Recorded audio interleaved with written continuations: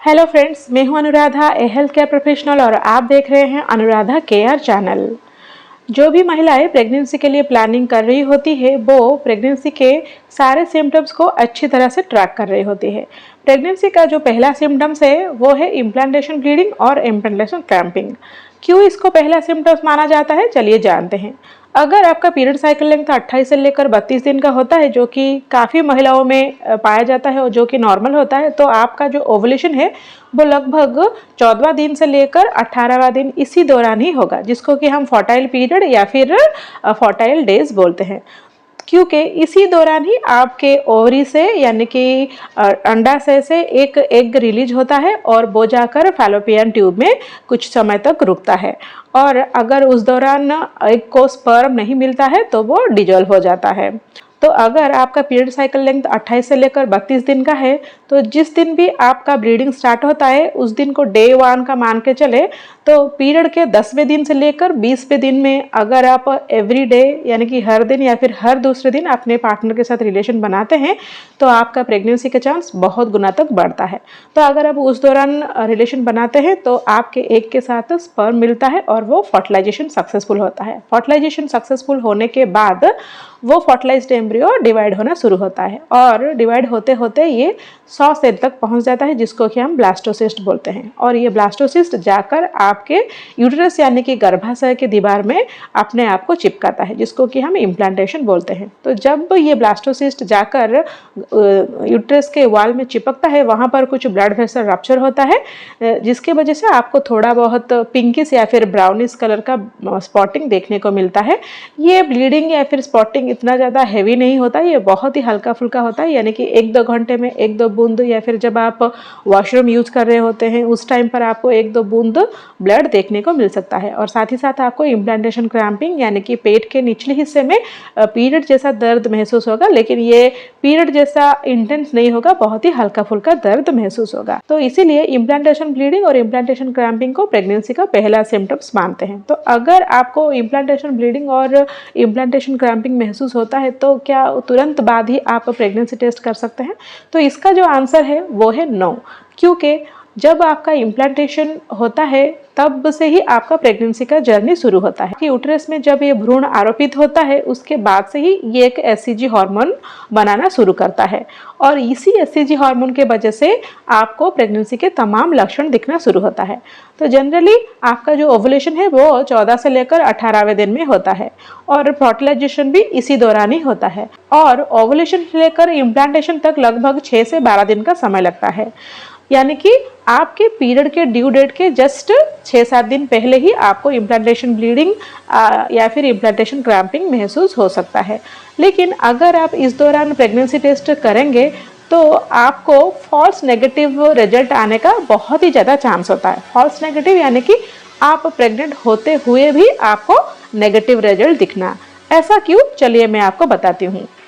जब भी आप प्रेगनेंसी टेस्ट करते हैं, चाहे वो ब्लड के प्रेगनेंसी टेस्ट हो या फिर यूरिन प्रेगनेंसी टेस्ट हो, आप ब्लड में या फिर यूरिन में एससीजी हार्मोन को ही डिटेक्ट करते हैं। यानी कि अगर आपके ब्लड में एससीजी हार्मोन पाया जाता है या फिर अगर आपके यूरिन में एससीजी हार्मोन पाया जाता है तभी आपको प्रेग्नेंट माना जाएगा। तो जब आपका इम्प्लांटेशन होता है तब जो भ्रूण है वो एससीजी हार्मोन बनाना शुरू करता है, लेकिन इम्प्लांटेशन खत्म होने के तुरंत बाद एससीजी हार्मोन वो इतना ज़्यादा प्रोड्यूस नहीं कर रहा होता है कि ब्लड प्रेगनेंसी टेस्ट या फिर यूरिन प्रेगनेंसी टेस्ट में वो पकड़ में आ सके या फिर हम उसको डिटेक्ट कर सके। जब भी इम्प्लांटेशन प्रोसेस सक्सेसफुल होता है और उसके बाद भ्रूण एससीजी हार्मोन बनाना शुरू करता है तो हर 48 आवर यानी कि 2 दिन में वो डबल होते जाता है। जनरली इम्प्लांटेशन जो है वो आपके ओवुलेशन के 6 से 12 दिन के अंदर ही होता है, यानी कि आपके पीरियड के ड्यू डेट के जस्ट 4-5 दिन या फिर 6-7 दिन के पहले। तो अगर इम्प्लांटेशन के तुरंत बाद आप प्रेगनेंसी टेस्ट करेंगे तो ब्लड में इतना ज़्यादा क्वांटिटी का एससीजी हार्मोन नहीं होगा कि वो डिटेक्ट हो सके, या फिर यूरिन में भी इतना ज़्यादा एससीजी हार्मोन अभी मौजूद नहीं होता है कि वो urine pregnancy test kit detect कर सके। जनरली इम्प्लांटेशन ब्लीडिंग के 4-5 दिन के बाद अगर आप प्रेगनेंसी टेस्ट करते हैं तो वो डिटेक्ट हो सकता है, क्योंकि जब तक आपके ब्लड में एससीजी का लेवल 25 मिलीलीटर पर इंटरनेशनल यूनिट नहीं होता है तब तक आपको प्रेग्नेंट माना नहीं जाता है। इसी तरह से अगर आप इम्प्लांटेशन ब्लीडिंग या फिर इम्प्लांटेशन क्रैम्पिंग एक्सपीरियंस होने के लगभग 7 से 8 दिन के बाद यूरिन प्रेगनेंसी टेस्ट करेंगे, तभी जाकर आप अपने प्रेगनेंसी को पहचान सकेंगे। क्योंकि जब आरोपण का प्रोसेस सफल होता है तो भ्रूण यानी कि एम्ब्रियो एससीजी हार्मोन बनाना शुरू करता है, और वो जो एससीजी हार्मोन ब्लड में आते आते लगभग 4-5 दिन लग जाता है और यूरिन में आते आते लगभग 6-7 दिन लग जाता है। तो इसीलिए इम्प्लांटेशन ब्लीडिंग या फिर इम्प्लांटेशन क्रैम्पिंग एक्सपीरियंस होने के लगभग 4-5 दिन के बाद अगर आप ब्लड प्रेगनेंसी टेस्ट करते हैं या फिर 6-7 दिन के बाद अगर आप यूरिन प्रेगनेंसी टेस्ट करते हैं, तो आप अपने प्रेगनेंसी को पहचान सकते हैं या फिर डिटेक्ट कर सकते हैं। इम्प्लांटेशन ब्लीडिंग के तुरंत बाद अगर आप प्रेगनेंसी टेस्ट करेंगे तो आपको सही रिजल्ट नहीं मिलेगा। इसके अलावा और कुछ बातों का भी आपको ध्यान रखना है कि अगर आप प्रेगनेंसी के लिए प्लानिंग कर रहे होते हैं और आपको इम्प्लांटेशन ब्लीडिंग और इम्प्लांटेशन क्रैम्पिंग महसूस हुआ है, इसके साथ साथ आपको प्रेगनेंसी के दूसरे सारे लक्षण भी नजर आए, जैसे कि आपके ब्रेस्ट में टेंडरनेस आ रहा है, आपके ब्रेस्ट में दर्द हो रहा है, आपका निपल बहुत ही संवेदनशील हो गया, सेंसिटिव हो गया, निपल में बहुत सारे चेंजेस आ गए हैं, आपको नॉजिया और वोमिटिंग जैसा फील हो रहा है, आपको टायर्डनेस जैसा फील हो रहा है, बहुत ही ज़्यादा थकान हो रहा है, बार बार पेशाब आ रहा है, आपका मुंह का टेस्ट बदल गया है, आपका स्मेल भी हाइटन हो गया है, आपका मूड स्विंग्स हो रहा है, आपको फूड क्रेविंग्स हो रहा है, तो अगर ये सारे लक्षण भी दिख रहा है तो एटलीस्ट आप पीरियड मिस होने का तक का इंतजार कीजिए, क्योंकि पीरियड मिस होने का भी प्रेगनेंसी का एक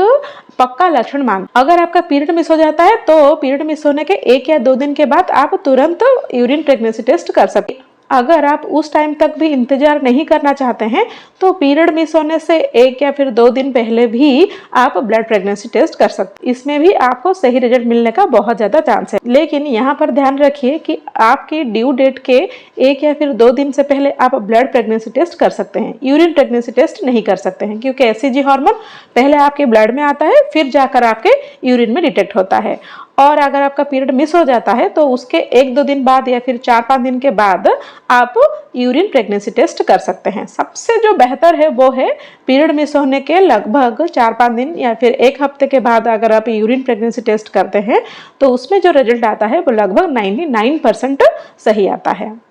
मैं उम्मीद करती हूँ कि ये वीडियो में आपका ये डाउट क्लियर हो गया होगा कि इम्प्लांटेशन ब्लीडिंग देखने के कितने दिनों के बाद आपको यूरिन प्रेगनेंसी टेस्ट या फिर ब्लड प्रेगनेंसी टेस्ट करना चाहिए। अगर ये वीडियो आपको अच्छा लगा तो लाइक जरूर कीजिएगा और साथ ही साथ दूसरों के साथ भी शेयर कीजिएगा। और एक नई इन्फॉर्मेटिव वीडियो में फिर मिलते हैं, तब तक के लिए stay healthy and stay happy.